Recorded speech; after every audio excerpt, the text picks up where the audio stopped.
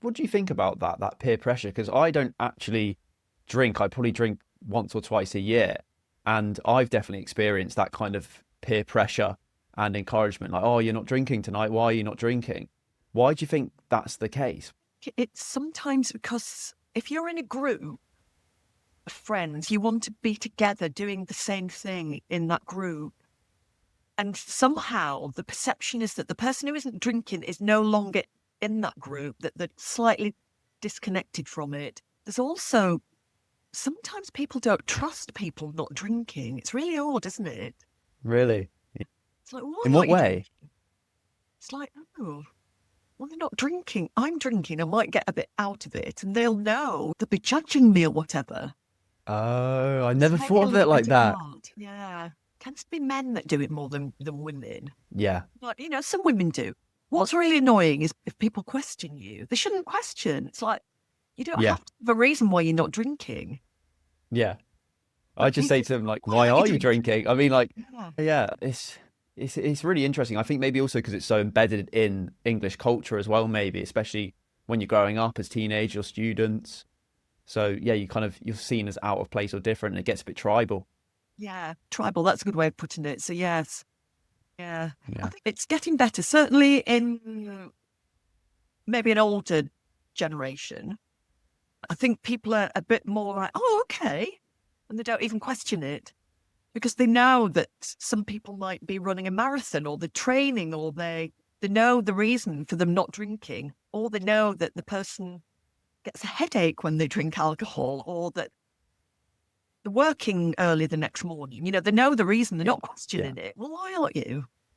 People shouldn't do that, I don't think. Maybe it's a maturity thing as well. Like you said, as people get older, they are more understanding. I read somewhere the World Health Organization guidelines say no amount of alcohol is safe. Do you think alcohol can ever truly be healthy, or is it wishful thinking? Well, this it's one of these that some medical studies will say a, a, a minimum amount of alcohol does give you some benefits, some health benefits. There are caveats to that. It's the strength of the alcohol, it's your underlying health, your underlying health. Because if you're drinking spirits, then if you drink spirits a lot, that's not good for you. I mean, one little spirit every now and again, there are benefits to the ethanol alcohol. But if you're drinking a low alcohol beer that's got all that nutrition, all the polyphenols, all the antioxidants, all those benefits that you get from a fermented alcoholic drink that's lowish alcohol, then as long as you don't drink every day, I've done quite a lot of research into this actually, or reading up about it. And I'm of the small amount, just every now and again, but just be aware that overindulging in alcohol can affect your health badly. I think that's probably the way to look at it. There's a saying, and it's like, get the most out of alcohol, don't let it get the most out of you. So it's Yeah, just being aware of, yes, that alcohol in excess can cause problems. Everybody's different. We all have a different physiology. yeah, Our bodies deal with alcohol differently to that person next to us. So, these blanket statements actually don't, it's not everybody that, I think you know what I'm trying to say. yeah. It's overgeneralization and it's contextual and specific to the person depending on their lifestyle and health factors, etc. So if you have, say, a beer before dinner and then you have a wine with your dinner every day, do you think there's health implications to that? Is that too much? Yeah, I think probably every day, drinking every day, probably not. Maybe every other day or 3 days a week, maybe.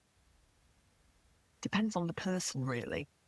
Depends on the Yeah, person, the lifestyle, their age. There's all sorts of factors.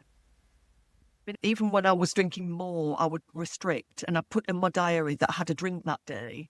And because I work in the alcoholic drinks business, this was particularly pre-pandemic when I went out a lot more with clients and there was a lot more going on in terms of pubs and alcohol. I'd be really strict and I'd have 3 days of a week drinking and I'd have 4 off. And then sometimes I'd have yeah, 2 weeks off. So I was just really conscious and aware. yeah. I think that's probably the best approach, really. Also, I always want it to be a treat. If you have something Yeah, too often, just becomes commonplace. I always want to feel as though like, oh, you know, I'm having a treat. Yeah, it's relating back to the pleasure response, the dopaminergic response. If you have it too much and not in moderation, that pleasure feeling will kind of dip down. But if you have it, like you said, every so often as a treat, you're going to keep getting that reward system. But I guess that's what makes it addictive in a way as well for a lot of people. Yeah. Yeah. Anything that gives us that lovely brain chemistry is addictive, isn't it? You know, people get Yeah. addicted to gambling because you get that sort of, ooh, that thrill and that spike in your brain. So anything that makes us happy in our brains can be addictive. Yeah. I think the thing to do is to be aware of those addictions and be aware of the power of whatever your addiction is and try and be stronger than it. Yeah.